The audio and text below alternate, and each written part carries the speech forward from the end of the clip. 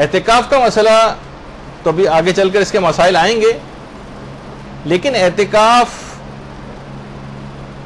میں باقاعدہ قرآن کی بہت سی ساری آیات ہیں جن سے اعتکاف کا مسئلہ جو ہے وہ پتہ چلتا ہے کہ حضرت ابراہیم و اسماعیل کو جو حکم دیا گیا تھا کہ میرے گھر کو پاک کرو، ان طہر بیتی للطائفین والعاکفین والرکع السجود، کہ ابراہیم و اسماعیل میرے گھر کو طواف کرنے والوں کے لیے، والعاکفین اور اعتکاف کرنے والوں کے لیے، اور رکوع اور سجدہ کرنے والوں کے لیے پاک کرو۔ تو یہاں پر جب بھی علماء نے اس آیت سے استنباط کرتے ایک مسئلہ بھی نکالا ہے، اور دلائل بھی ہیں خیر اس کے، کہ مکے میں سب سے زیادہ ثواب طواف کا ہے، جو قرآن میں پروردگار نے طواف کرنے والوں کو مقدم کیا۔ والعاکفین نمبر 2 جو ثواب ہے مکے میں وہ اعتکاف کرنے والوں کے لیے، اور اس کے بعد پھر نمازوں کا ثواب۔ جب بھی کہا جاتا ہے کہ مسجد نبوی میں نمازوں کا ثواب زیادہ ہے، اور خانہ کعبہ اور مکے میں جو ہے وہ تمام عبادتوں سے زیادہ طواف کرنے کا ثواب ہے۔ تو بہرحال مکے میں اعتکاف کا ثواب بہت زیادہ ہے۔ ہمارے برادران اہل سنت تو کہ اکثر علماء تو اس کو واجب سمجھتے ہیں اور فرماتے ہیں کہ ہر محلے کی کوئی مسجد ایسی نہیں ہونی چاہیے، ہر محلے کی ذمہ داری ہے، کوئی مسجد ایسی نہیں ہونی چاہیے جو اعتکاف سے خالی ہو، ورنہ پورا محلہ گناہگار ہو جائے گا ان کے نزدیک۔ اور زاد المعاد میں علامہ مجلسی نے جو ہمارے ہاں سند معتبر کے ساتھ جو روایت ثابت کہ پیغمبر اسلام رمضان کے آخری 10 دن، درود بھیجیے محمد علیہ وسلم صلی اللہ علیہ وسلم،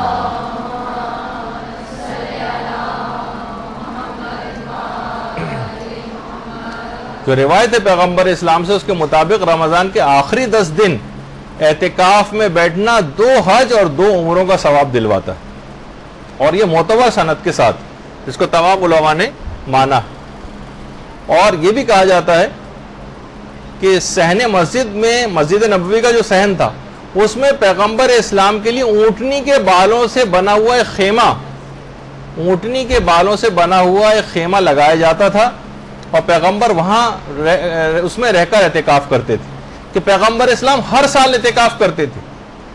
صرف 2 ہجری کا سن ایک ایسا سن تھا کہ جس میں پیغمبر نے اعتکاف نہیں کیا، کہ جب جنگ بدر کے لیے پیغمبر کو میدان جہاد جانا پڑ گیا۔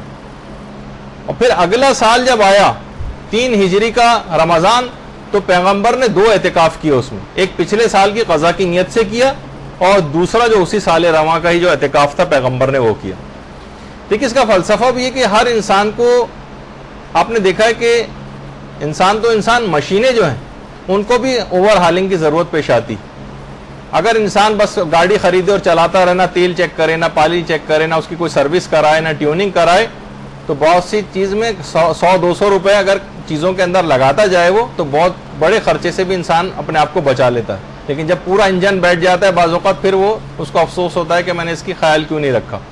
تو جس طریقے سے انسان جو سالانہ میڈیکل چیک اپ ہوتا ہے اس میں بھی اپنا، تاکہ کوئی بیماری ابتدائی میں پتہ چل جائے اور اس کا علاج ہو سکے، اسی طرح ہماری روح بھی ہے کہ بعض اوقات وہ لوگوں کے ساتھ رہتے رہتے ہر قسم کے لوگوں سے آپ کا اور ہمارا واسطہ پڑتا ہے، فاسق و فاجر اور بد کا ہر شخص اپنے اثرات ہم تک پہنچاتا ہے۔ آپ دیکھتی ہیں نا کہ جس طریقے سے کوئی سڑی ہوئی مچھلی اگر کسی کمرے کے اندر رکھی ہو اور آپ لاک اسپرے بھی وہاں پر کر دیں تو اب بھی وہ سڑی ہوئی مچھلی جو ہے وہ غالب آ جاتی ہے بعض اوقات، اور وہ عطر اور پرفیوم کی خوشبو کے اوپر بھی۔ تو تمام برے افراد بھی اپنے اثرات ہم تک پہنچا رہے ہوتے ہیں۔ تو ہماری روح کی اوور ہالنگ اور ٹیوننگ کے لیے ضروری ہے کہ ہمیں عام لوگوں سے کاٹا جائے، اور اس کے بعد ہم خاص مسجد کے اندر جو ہے اعتکاف کو قرار دیا گیا، تاکہ سالانہ طور پر اگر انسان اعتکاف کرے، ویسے صرف رمضان سے مخصوص نہیں، عام دنوں میں بھی اعتکاف ہو سکتا ہے۔ تو بہرحال اس لحاظ سے ایک اپنی روح کی بالیدگی کے لیے ضروری ہوتا ہے۔ پھر ایک سوال اس میں یہ ہوتا ہے کہ اعتکاف کن دنوں میں کرنا صحیح ہوتا ہے؟ تو یہ بات یاد رکھ لیجیے کہ ہر اس دن اعتکاف کرنا صحیح ہے کہ جس میں روزہ رکھنا صحیح ہے۔ مثلا مسافر اگر روزہ نہیں رکھ سکتا تو اعتکاف بھی نہیں کر سکتا، حائضہ اگر روزہ نہیں رکھ سکتی تو اعتکاف بھی نہیں کر سکتی۔ ہر اس دن جس دن روزہ رکھنا صحیح ہو اس میں ان دنوں میں اعتکاف کرنا صحیح ہے۔ کم سے کم اعتکاف کتنے دنوں کا ہوتا ہے؟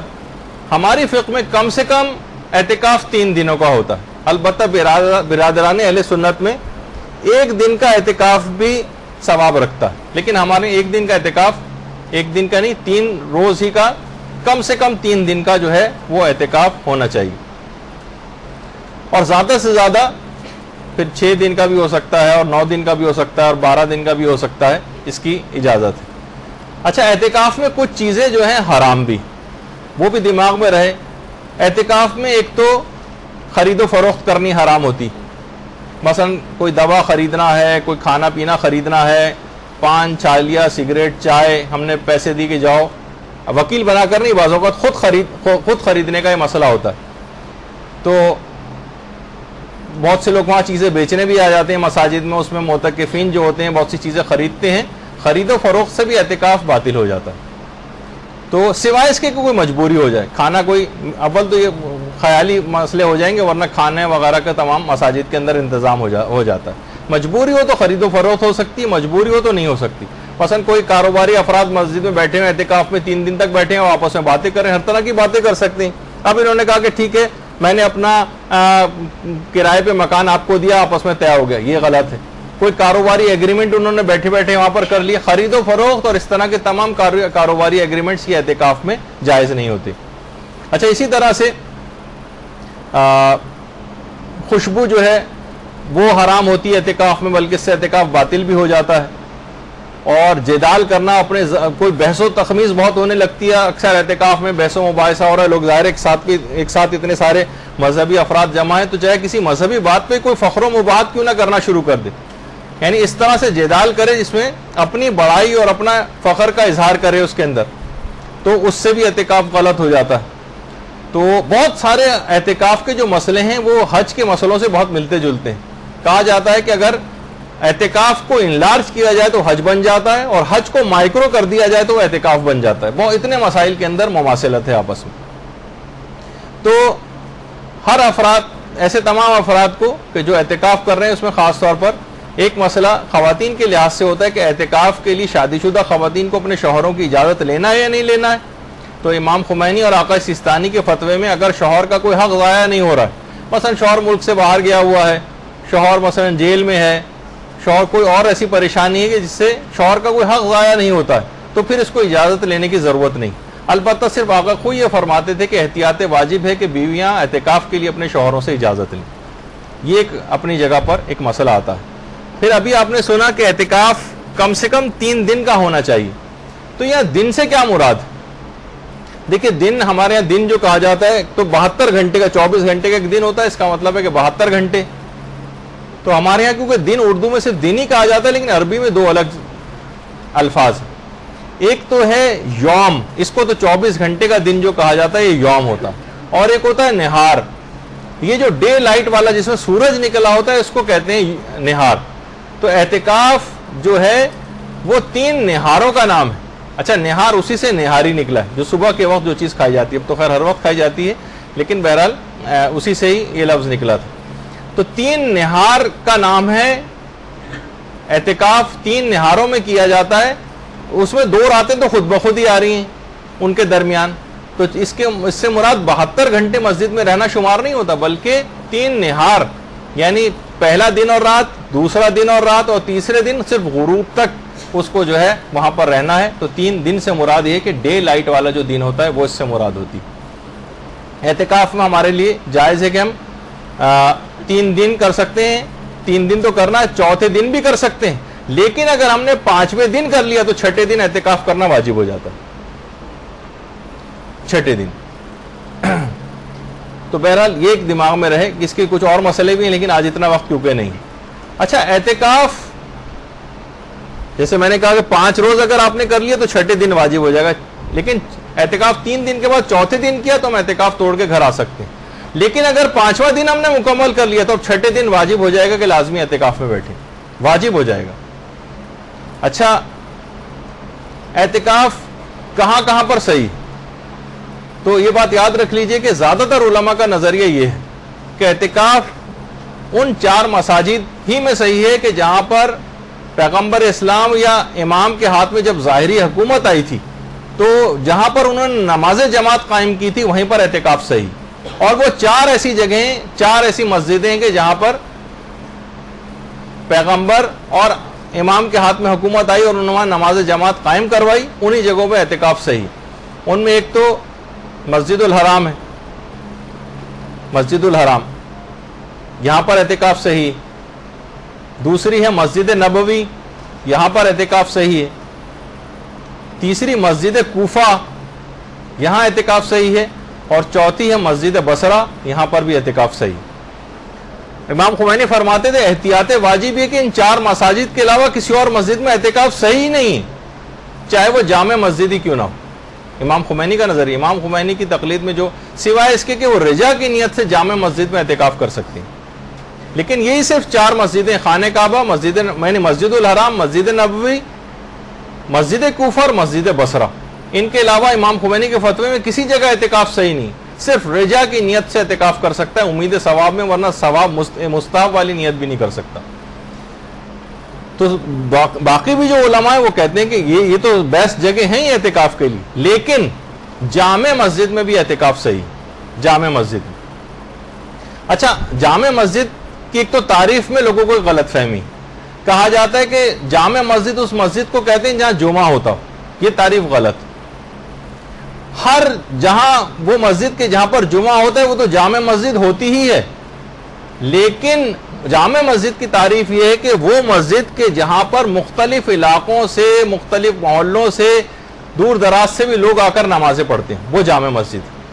کیونکہ اگر آپ کہیں کہ جہاں پر جمعہ ہوتا ہے فقط وہیں پر ہی اعتکاف ہو سکتا ہے، تو یہ بات یوں غلط ہو جائے گی کہ بہت سی کراچی کی مسجدیں ایسی ہیں کہ جہاں پر بعض حالات میں جمعے سے بھی زیادہ رش ہو جاتا ہے، جہاں پر جمعہ ہوتا ہے ان سے بھی زیادہ، لیکن وہاں جمعہ ہوتا نہیں، جیسے محفل شاہ خراسان۔ محفل شاہ خراسان میں جمعہ نہیں ہوتا، لیکن اتنی دور دراز آفیسز میں کام کرنے والے، ادھر ادھر گزرنے والے افراد جو ہیں دور دراز سے آ کر وہاں نمازیں پڑھتے ہیں، لہٰذا وہاں پر اعتکاف کرنا صحیح۔ رضویہ کی مسجد، وہاں پر بھی اعتکاف کرنا صحیح ہو سکتا ہے، کیونکہ دور دراز سے گزرنے والے بھی لوگ وہاں پہ آ کے نماز پڑھتے ہیں۔ باب العلم کی مسجد چاہے جمعہ نہیں ہوتا لیکن وہاں پر بھی اعتکاف صحیح۔ ہاں، گلی محلوں کے اندر، بازار کے اندر جو چھوٹی چھوٹی مسجدیں بنی ہوتی ہیں جہاں صرف دکاندار آ کے نماز پڑھ رہے ہیں، گلی محلے میں صرف محلے والے آ کر نماز پڑھ رہے ہیں، وہاں پر اعتکاف کرنا صحیح نہیں۔ تو بہرحال یہ ایک چیز ایسی ہے کہ یہ بات بیان کرنی ضروری ہے کہ اس میں بہت سی غلط فہمیاں پیدا ہو جاتی ہیں۔ انچولی کی مسجد اگر ہے تو اس میں دیکھا جائے گا کہ اتنی بڑی تعداد میں عام طور پر یہاں مختلف علاقوں اور محلوں سے لوگ آ کر نماز پڑھتے ہیں، تو چاہے یہاں پر جمعہ نہیں بھی ہوتا تب بھی یہاں پر اعتکاف صحیح ہو سکتا ہے، اگر اتنی تعداد میں، کثیر تعداد میں لوگ مختلف علاقوں سے آ کر یہاں کا نماز پڑھتے ہیں۔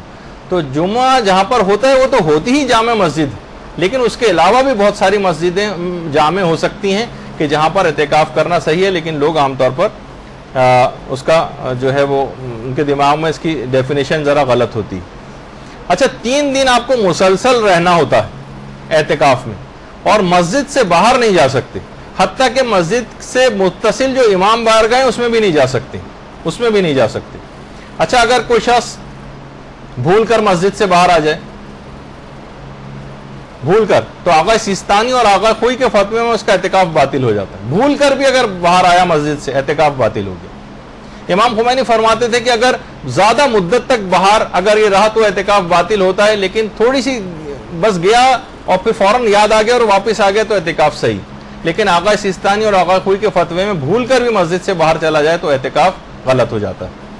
اچھا، کب مسجد سے باہر جانے کی اجازت ہے؟ تو یا تو کوئی عقلی ضرورت ہو تو مسجد سے باہر جا سکتے ہیں، یا کوئی شرعی ضرورت ہو تو مسجد سے باہر جا سکتے ہیں، یا کوئی عرفی ضرورت ہو تو بھی مسجد سے باہر جا سکتے ہیں۔ عقلی ضرورت کیا ہے؟ مثلا رفع حاجت کے لیے مسجد سے باہر جانا ہی جانا ہے، وہاں جا سکتے ہیں، اس میں جا سکتے، باتھ روم جا سکتے ہیں۔ شرعی ضرورت ہے، اچھا شرعی ضرورت میں بھی ایک بات اور بیان کر دی جائے کہ عقلی، شرعی اور عرفی ضروریات کے لیے جانے کی اجازت ہے۔ اچھا، اس میں وضو اور غسل آ جاتا ہے، بلکہ پہلے وضو کا مسئلہ بیان کر دیا جائے۔ اگر وضو مسجد کے اندر ہی کرنا ممکن ہے تو وضو کے لیے بھی باہر مسجد سے نہیں جا سکتے، اگر وضو کرنا مسجد ہی میں ممکن ہے۔ لیکن یہ اچھا وضو کچھ نہیں، 3 چولہوں کے اندر وضو ہو جاتا ہے، مسجد کے اندر بھی ہو سکتا ہے۔ بہت سی جو جہاں مسائل کو سمجھا جاتا ہے وہاں مسجد کے اندر ہی ٹنکی وغیرہ لگا کے, پائپ لگا کے کیاری وغیرہ کے اندر پانی نکالنے کا ایک انتظام ہوتا ہے تاکہ لوگ وضو مسجد ہی کے اندر کر لیں, کیونکہ اکثر کراچی کی مساجد کے جو وضو خانے ہیں وہ مسجد کی حدود سے باہر ہیں, تو لہٰذا وہ وضو کے لیے بھی باہر جانے کی اجازت نہیں ملتی. تو آپ کیونکہ اگر آپ اعتکاف نہیں بھی کریں لیکن گھروں کے جو مرد حضرات ہیں یہ اعتکافوں میں جاتے ہیں تو آپ اکثر ان کو صحیح مسئلہ بتا سکتی ہیں. عام طور پر جس جگہ بھی اعتکاف ہونے جا رہا ہو وہاں پر ایک رات پہلے سارے اعتکاف کے مسئلے بیان کرنے چاہیے, ورنہ کیا ہوتا ہے کہ جب مسائل بیان کرنے والے وہاں بیچ کے دنوں میں اعتکاف کے مسائل بیان کرتے ہیں تو اکثر کا 99.99 افراد کا اعتکاف باطل ہو چکا ہوتا ہے. تو کہتے ہیں ہمیں پہلے سے بتایا نہیں, ہمارا تو پورا دن ضائع ہو گیا, یہ والا اعتکاف باطل, اب نئے سرے سے نیا اعتکاف شروع کرو. جو پورا مسجد کا انتظام تھا وہ بالا ہو جاتا ہے صرف ایک انتظامی غلطی کی وجہ سے. اگر ایک رات پہلے ہی اعتکاف شروع ہونے سے پہلے سارے مسئلے بتا بھی دیکھیے گا کہ کتنے مسئلے اس کے اندر آتے ہیں جن سے اعتکاف باطل ہوتا ہے.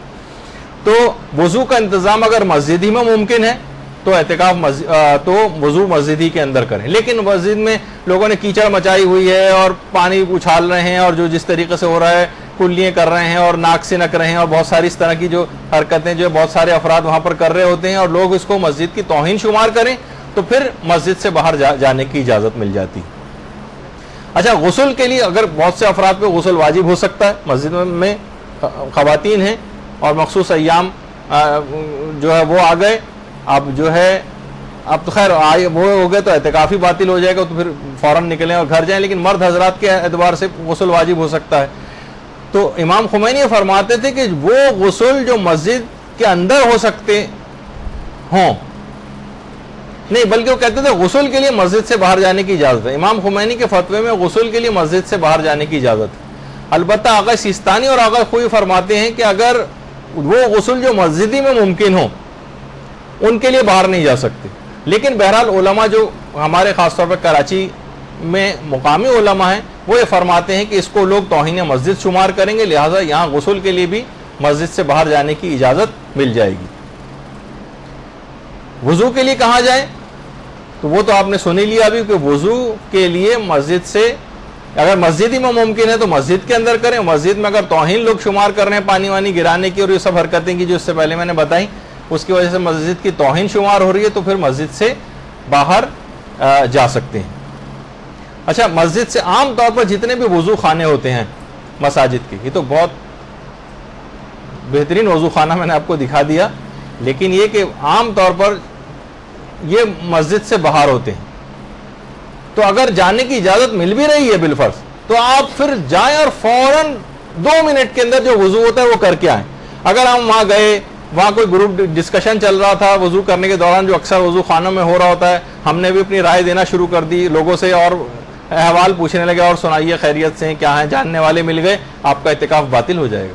صرف قدر ضرورت کے تحت جائیے اور 2 منٹ میں کرتے ہوئے بھاگتے ہوئے دوبارہ مسجد کے اندر آ جائیں. ایک تو یہ. اچھا, ان ضروریات کے لیے کتنی دیر جو ہے وہ مسجد سے باہر رہ سکتے ہیں؟ دیکھیے, آتے جاتے جو لوگ ہیں مثلا باتھ روم جا رہے ہیں, جیسے رفع حاجت کے لیے جا رہے ہیں, تو رستے میں کھڑے ہو کر کسی سے بات چیت نہیں کر سکتے, ٹائم ضائع نہیں کر سکتے اس طرح سے. اور اگر غسل بھی کرنا ہے تو فقط 2 منٹ والا غسل کر کے آئیں. یہ نہیں کہ وہاں صابن لگا رہے ہیں اور شیمپو لگا رہے ہیں اور خوشبو لگا رہے ہیں اور ڈیوڈرنٹ وغیرہ استعمال کر رہے ہیں, اس میں ٹائم اول تو اس سے تو خوشبو سے اور ہو جائے گا. لیکن اس طرح کی کوئی بھی خوشبودار چیز کا استعمال, اس سے بھی اعتکاف باطل ہو جاتا ہے. لیکن اب بالفرض ہم ایسا انتظام کر کے لے گئے جس میں کوئی خوشبو نہیں بھی تھی, تب بھی صابن وغیرہ لگانا, اس میں ٹائم لگانا, یہ بھی آپ کے اعتکاف کو غلط کر سکتا ہے. تو عام طور پر مساجد کے باتھ روم اس طرح کے تو ہوتے نہیں. ہمارے ہاں جو مساجد کے باتھ روم ہوتے ہیں اس کے اندر تو زیادہ دیر ٹھہرنا ممکن بھی نہیں ہوتا, اور بہت سے تو اگر میں دکھاؤں آپ کو تو آپ حیران و پریشان رہ جائیں, اس طرح کے باتھ رومس وغیرہ بھی ہوتے ہیں. تو وہاں تو یہ عام طور پر یہ لوگ یہ سمجھتے ہیں کہ یہ جو اس طرح کے مقامات ہوتے ہیں بیت الخلاء, جتنا بھی گندا کیا جائے, کیونکہ گندگی کرنے کی جگہ ہوتی ہے تو گندا ہی رکھا جائے, گھر کا یا مساجد کا پارٹ وہ سمجھا ہی نہیں جاتا. تو بہرحال یہ تمام ایسی چیزیں ہیں کہ جو قابل توجہ ہیں, اس پہ بھی توجہ رکھنی چاہیے کہ مسجد رفع حاجت کی جو جگہ ہے اس کو بھی جو صفائی ستھرائی کا خیال ہونا چاہیے. خیر, تو ابھی آپ نے سنا تھا کہ شرعی ضرورت کے تحت مسجد, شرعی ضرورت میں وضو غسل آ جاتا ہے, عرفی ضرورت میں پیشاب و پخانہ وغیرہ رفع حاجت آ جاتی ہے. عرفی ضرورت کے تحت بھی جا سکتے ہیں, مثلا مسجد میں مسجد سے باہر جا رہے ہیں کوئی گواہی دینے کے لیے, اب کوئی شخص پھنسا ہوا ہے, ہمیں کورٹ جانا ہے, گواہی دینی ہے اس کی, یا مثلا تشییع جنازہ ہے اس میں بھی اکثر علماء نے اس کو عرفی ضرورت قرار دیا ہے. یا کسی شخص کا باپ بالکل مرنے والا ہے, اس کی عیادت کے لیے مثلا جانا ہے, کوئی ایسا قریبی رشتہ دار, تو اس کی عیادت کے لیے جا سکتے ہیں. تو بہرحال مریض کی عیادت کے لیے جانے کی بھی بہت سے علماء اجازت دے دیتے ہیں. تو کسی نہ کسی, اگر آپ ضرورت سے جا رہی ہیں, کوئی شخص کسی ضرورت سے نکل بھی رہا ہے مسجد سے باہر, تو اس کو اس بات کی رعایت کرنی چاہیے کہ مقدار ضرورت سے زیادہ ٹائم ویسٹ نہ کرے, جائے اور فوراً بھاگتا ہوا قریب ترین راہ کا انتخاب کرے, کوئی بڑے روٹ سے نہ جائے.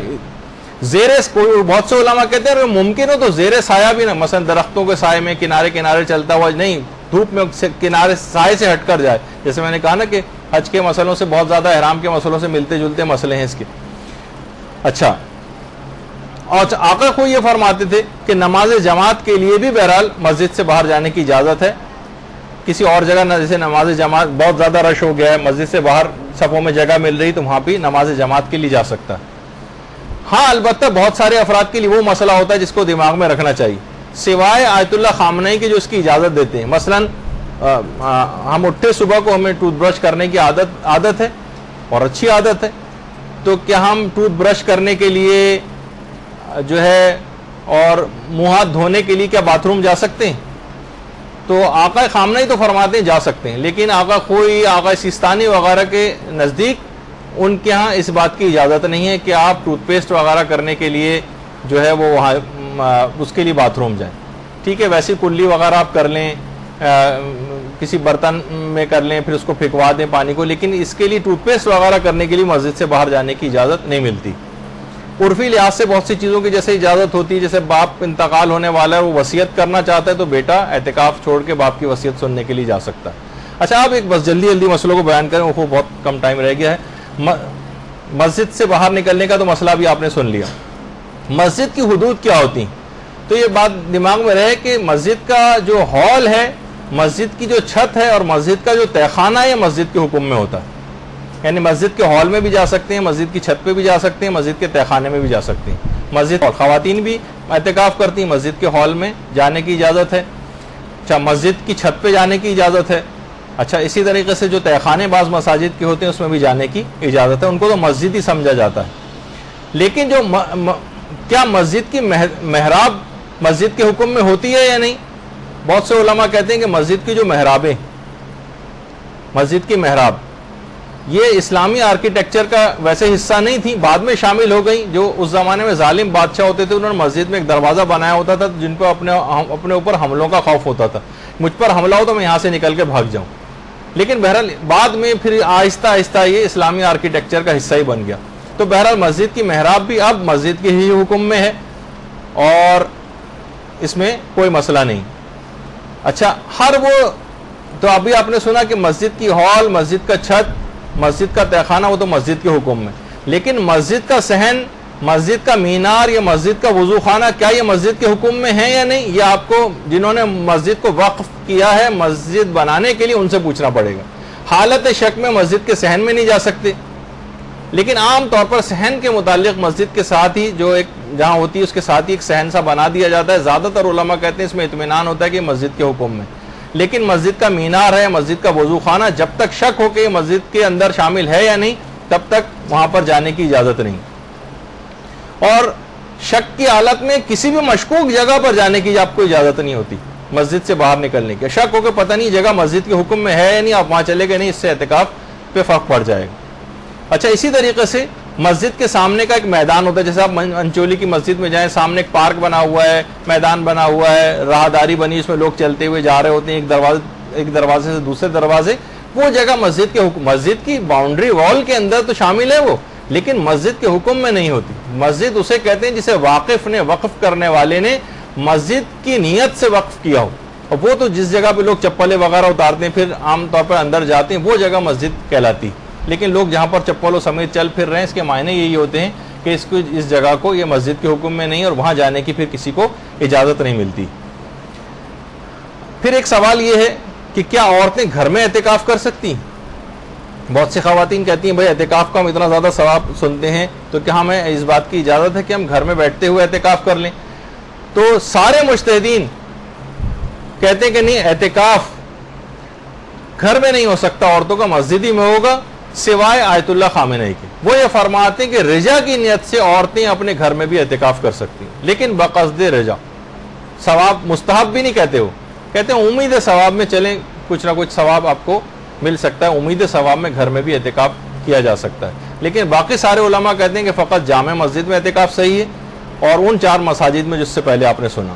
اور کچھ علماء اس کے بھی قائل ہیں کہ جس طریقے سے آپ نے روزے میں سنا تھا، جیسے یہ میں فقط آیت اللہ خوئی کا مسئلہ بیان کر رہا ہوں، باقی کا میں اس کو دیکھ نہیں سکا کہ اعتکاف میں نیت کے خلل سے بھی اعتکاف باطل ہو جاتا ہے. جیسے آپ نے روزے میں سنا تھا کہ اعتکاف کہ روزے میں اگر کوئی نیت کسی کی خراب ہو جائے کہ میں روزے کو باقی رکھوں یا نہیں رکھوں، توڑوں یا نہ توڑوں، تو اس سے بھی روزہ باطل ہو جاتا ہے. وہ کہتے ہیں اعتکاف میں نیت کے خلل سے بھی اعتکاف باطل ہو جاتا ہے. آیت اللہ خوئی کا مسئلہ تھا، باقی علماء کے میں فتاوی سلسلے میں دیکھ نہیں سکا. اب آپ بہرحال اگر اس لحاظ سے دیکھیں تو اعتکاف کے متعلق کہا جاتا ہے کہ یہ ایک ایسی راہ آسمانی ہے جس سے انسان بلند بلند مقامات کو جو ہے وہ طے کر سکتا ہے.